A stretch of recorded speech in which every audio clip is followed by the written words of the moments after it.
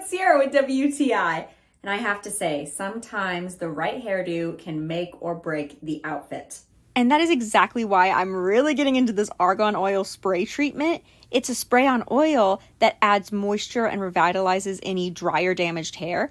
So it really looks good when you put it on dry hair because it adds a shine, but it also brushes through your wet hair and adds any moisture to any dry hair.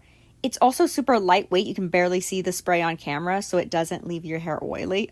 And my absolute favorite part about this is how it seems to dry my hair so much quicker with this product on it than it does when I'm not wearing this. And it's protecting your hair against the heat of your styling tools. Not only is it making your hair look prettier, it also is promoting thicker and healthier hair with the keratin and the biotin.